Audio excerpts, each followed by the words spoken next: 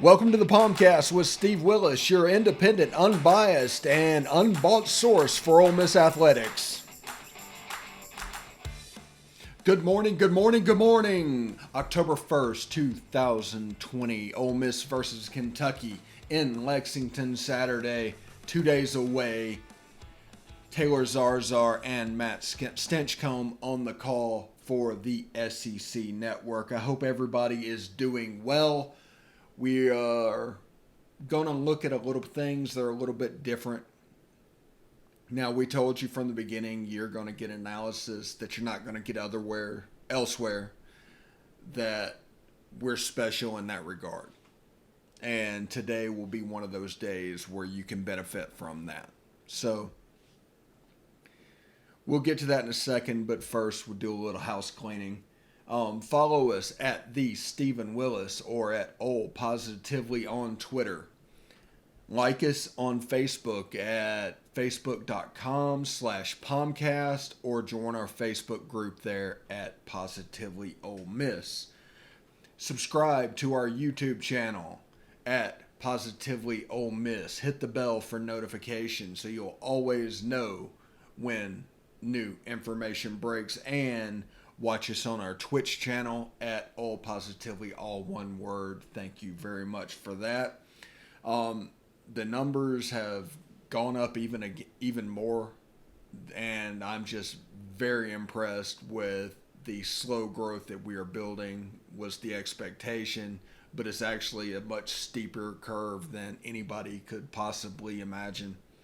So thank you for that. If you are an audio person, we are on Apple Podcasts, Google Podcasts, Spotify, SoundCloud, Stitcher, TuneIn Radio. We also are a week or so away from being on iHeartRadio and Pandora. So anywhere you are already, however you consume your podcast, we're probably already there. All you have to do is subscribe to the podcast and it'll automatically dump into your system. So do that as well. Subscribe to the podcast. But that's basically the model here. We want to be where you are already. We're not going to ask you to go to a second location. We are not going to extort money from you. We want you to be able to follow Ole Miss sports for free. You deserve that. It's your information. Nobody holds that information dear. So just remember that. It is yours. No need to subscribe. We're also going to talk a little bit about Tysheem Johnson today of Philadelphia, Pennsylvania, defensive back.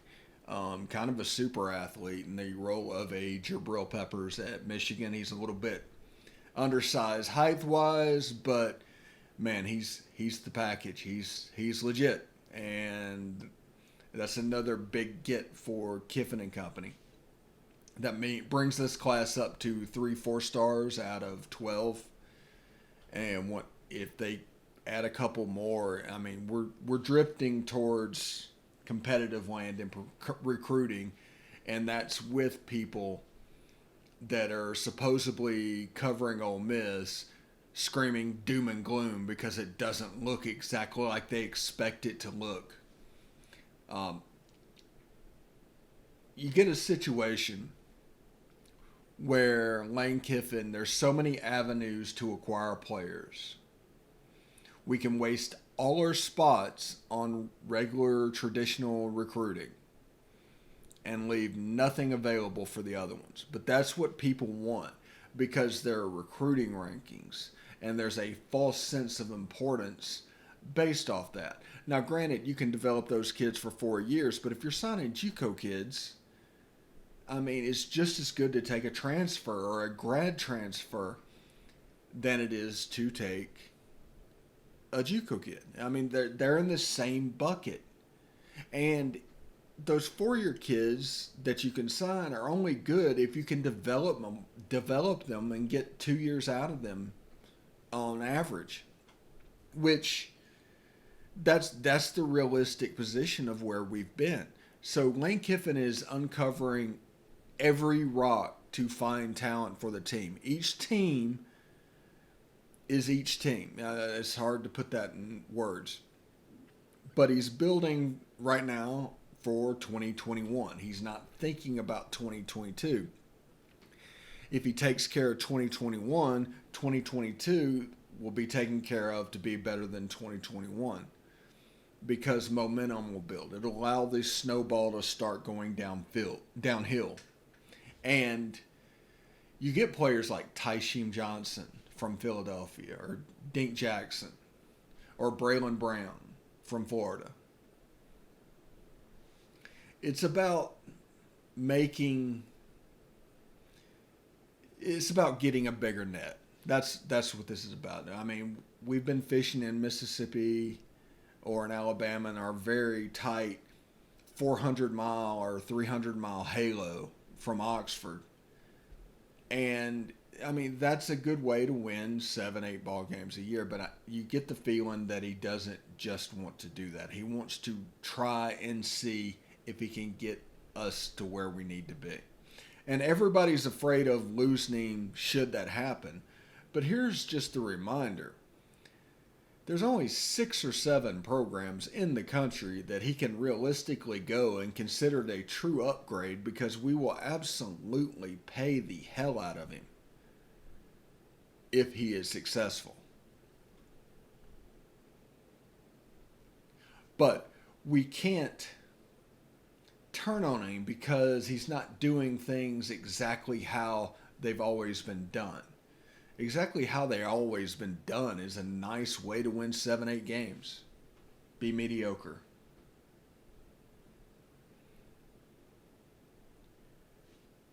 This is about changing the pool that you draw from. Okay, we can only get 10 4-stars. That's our ceiling. Well, let's only sign 16 players, and then we'll solve the rest in the transfer market. That's a possibility. Like I've said 2 or 3 times before, how do you rate a recruiting class that is 52nd in the country, only signed 16 players, 10 of them are 4-stars, and 3 of them are all conference players that you got from the MAC? A couple of grad transfers are coming in. How do you rate that class? Who is in position to rate that class? I think the traditional pushback that you get is because of recruiting services, which are farcical at best. They're rankings off of one system, and there's probably 50 different systems in college football, so you don't really know where a player will land. All right. Positively Ole Miss POMcast, Stephen Willis. Stay tuned.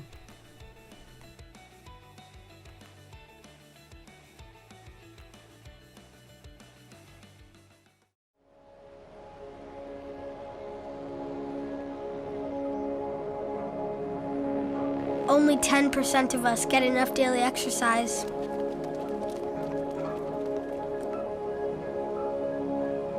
And that number is dropping.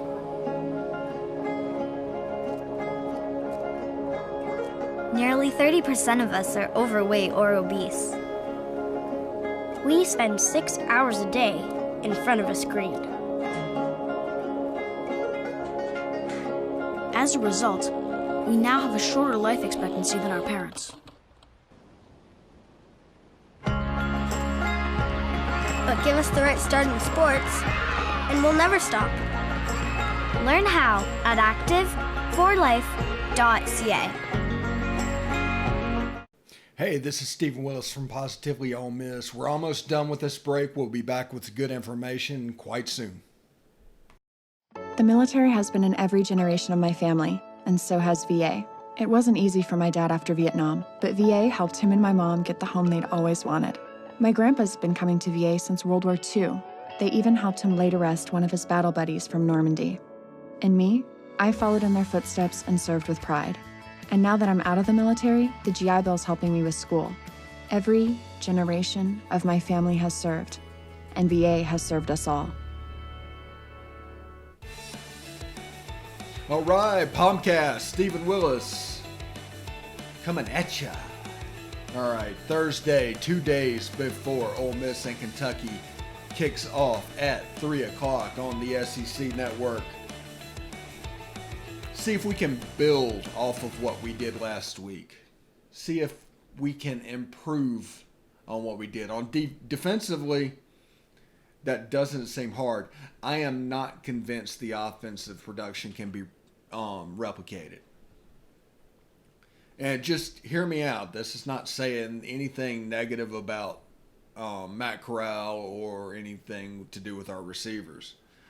But 5 passes completed went for over 200 yards. That puts him at like 17 for 26, 195 yards, and a touchdown or 2. I mean, that needs to be realized. That's a really low number that was propped up by those 5 completions. Now, he's a heck of a quarterback, and he did a great job. I'm not saying he didn't. I'm saying I'm not sure those numbers can be replicated in this offense in week 2. Kentucky is going to look at the video and scheme up how to try to take away Elijah Moore. Jonathan Mingo is going to have to step up. Just period. It is time for him to step up. Dontario Drummond had a couple of nice catches early. He went away. Kenny Yeboah disappeared. He was not a part of the offense in the first 3 quarters. He was in the fourth. We need a consistent growth of all those players during the whole game for this to work. Elijah Moore catching 227 yards on 10 catches.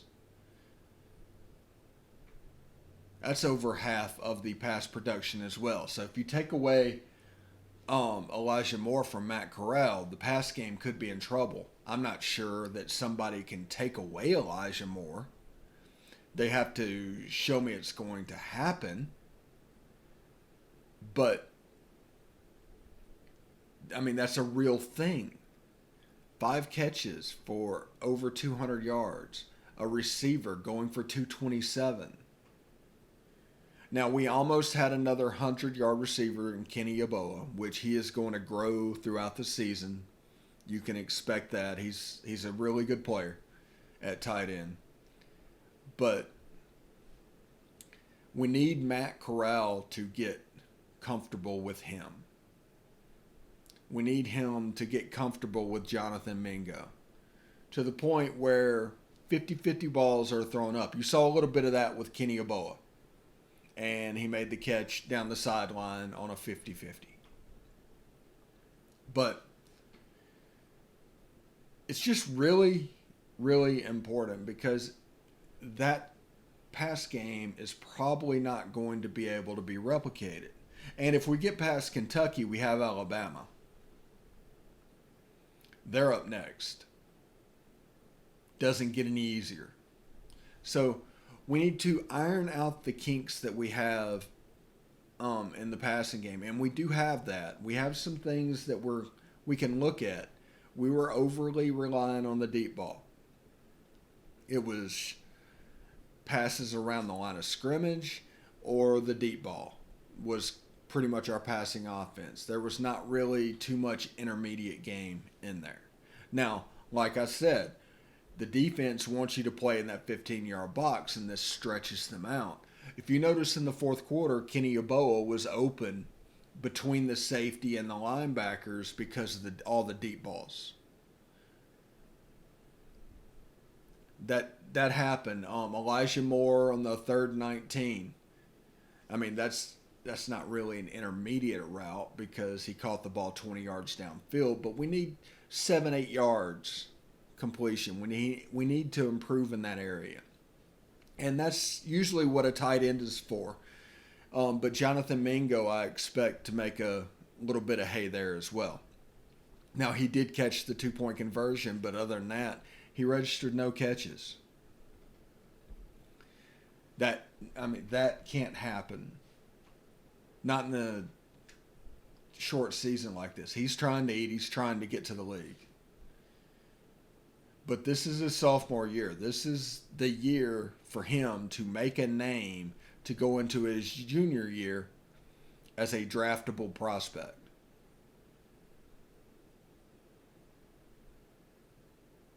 I mean, he looks every bit like an Ole Miss receiver from back in the day.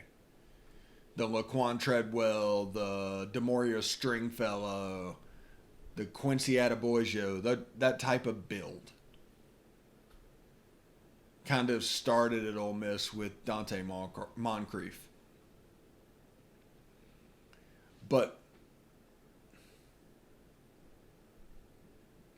it is important to see whether or not this offense can be replicated from Florida, Kentucky. And that sounds ridiculous because Florida should be leaps and bounds better than Kentucky. But the reality is they had a safety get a targeting penalty early. The backup was out because of COVID, so they were playing a third teamer. We need to keep this in perspective. But if they can replicate what they did against Kentucky, this team's going to be fine. This team's going to win 7 games. You're going to look back at everybody's preview and wonder why they were lowballing so much.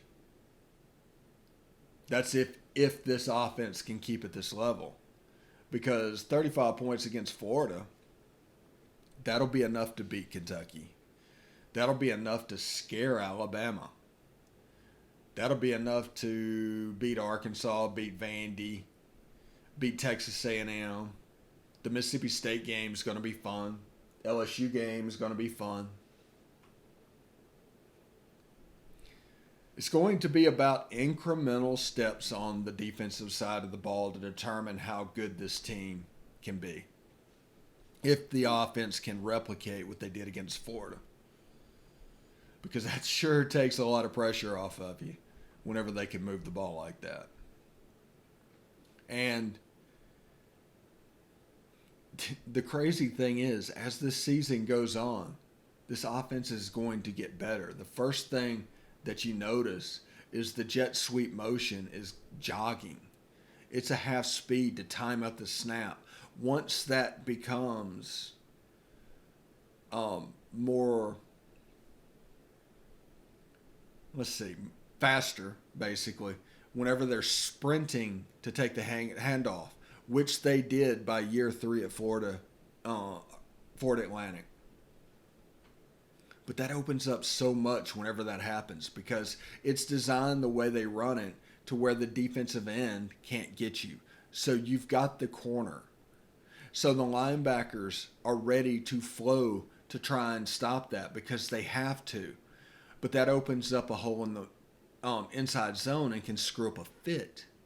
That also plays the game where the tight end can slip in behind them. The slot receiver running can just turn around. He provides an outlet pass, and now you can run a wheel route with the running back. There's a lot that can be done off of this jet sweep. There's a reason so many people do it. We just haven't.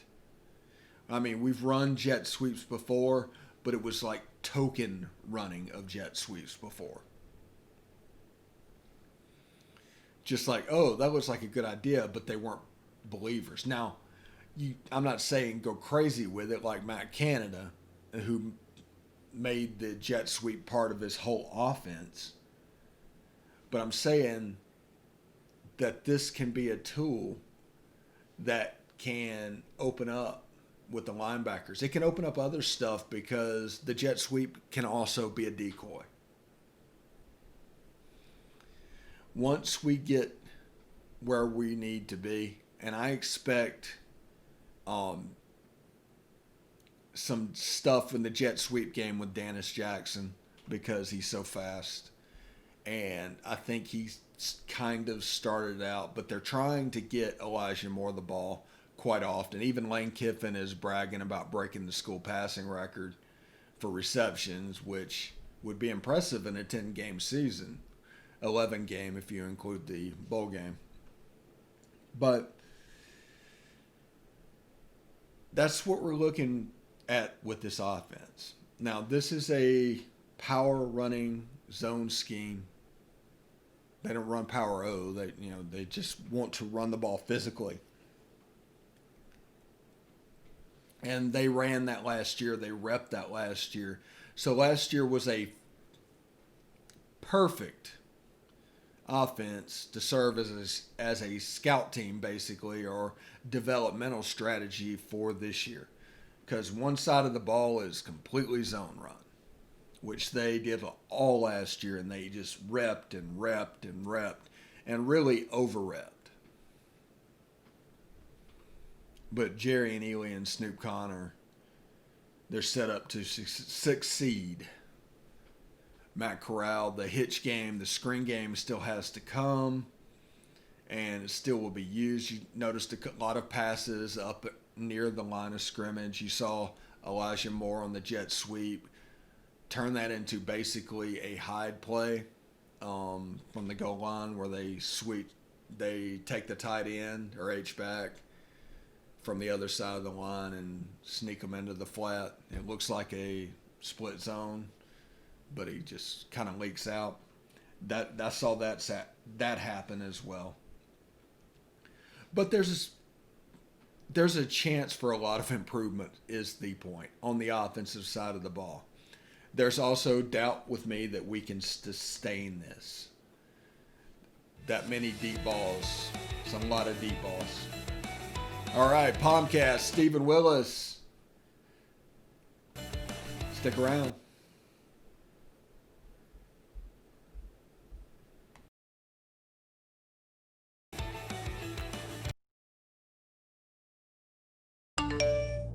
You want to answer that, don't you? I bet it's just killing you seeing the soft glow just inches away. Someone wants to tell you something or ask you something. Oh, come on, answer it already! Just so we're clear, that wasn't my fault. Next time, ignore your inner voice. Don't text and drive. A message from Florida's trusted choice independent insurance agents. Hey, this is Stephen Willis. I just want you to stick around a little longer. We're going to get back to the podcast right after these messages. Tonight, nearly 40,000 veterans across the country are homeless. These men and women have pledged to serve our nation, and now we must serve them. Landlords across the country have helped make significant progress in reducing veteran homelessness by making housing available, but there is more that we can do to bring our veterans home. Visit www.va.gov/homeless to see how you can get involved. And if you are a veteran and you are experiencing homelessness, please call 877-4AID-VET. Thank you. All right, POMcast, Ole Miss versus Kentucky, Saturday, 2 days away, 3 o'clock, SEC Network, Taylor Zarzar and Matt Stinchcomb on the call. We're going to see if we can build on the offensive side of the ball, which had a great day against Florida, and the defensive side of the ball, which did not.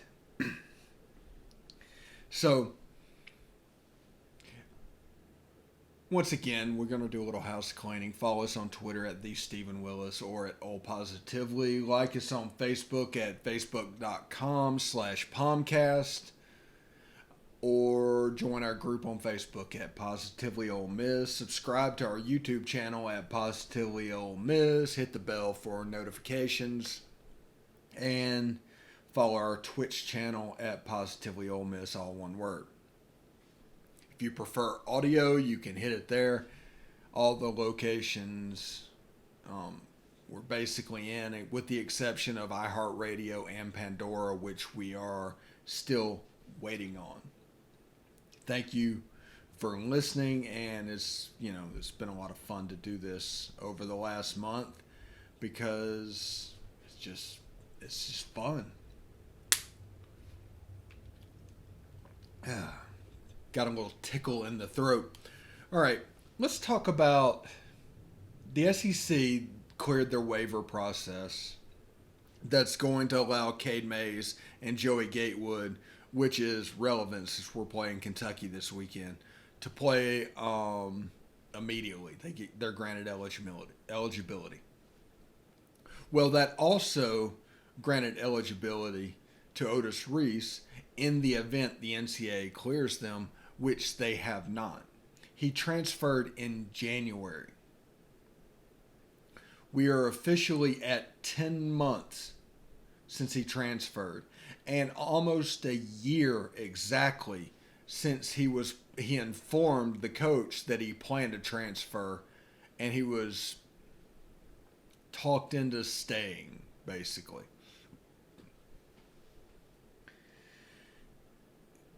That just is unsatisfactory. If JT Daniels got eligible for Georgia, if he was eligible and ready to go, every transfer should be eligible.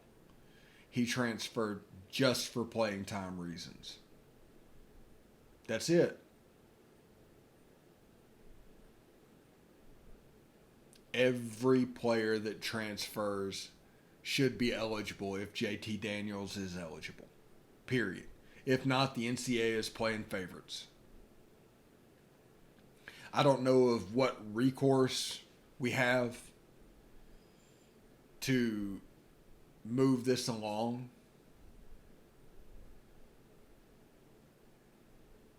But hopefully this works like Dean Leonard, and Thursday or Friday he is cleared for Kentucky. But you know, after Kentucky, we are 20% through this season.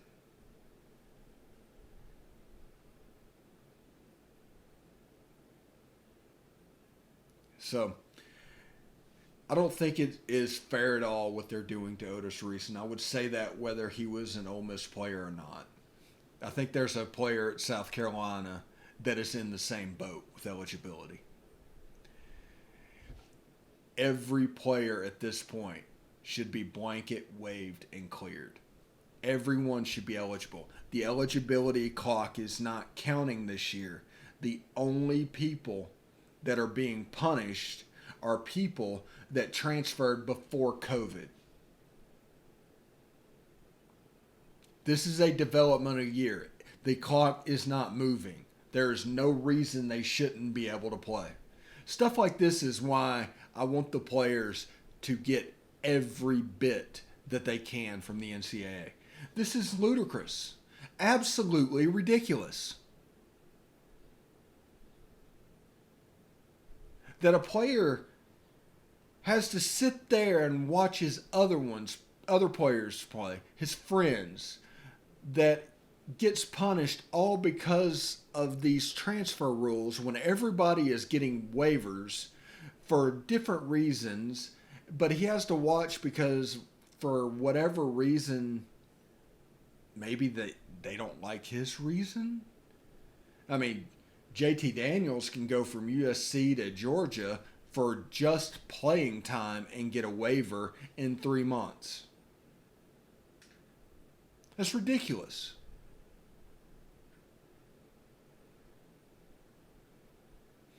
Another player from Georgia's team got a blanket waiver for one of the reasons Otis Reese gave. The exact same incident. One player eligible immediately, one player not. Why?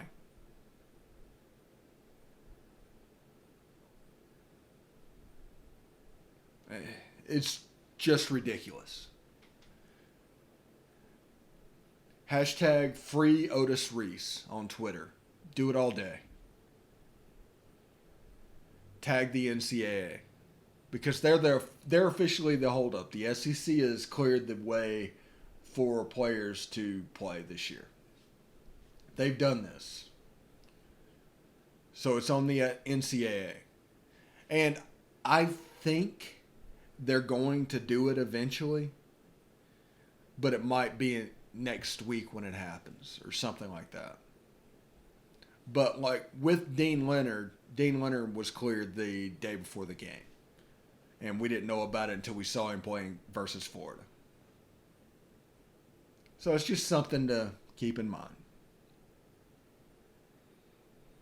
But Ole Miss Kentucky in Lexington, 3 o'clock on Saturday on the SEC Network. Thanks for listening today, and go Rebs.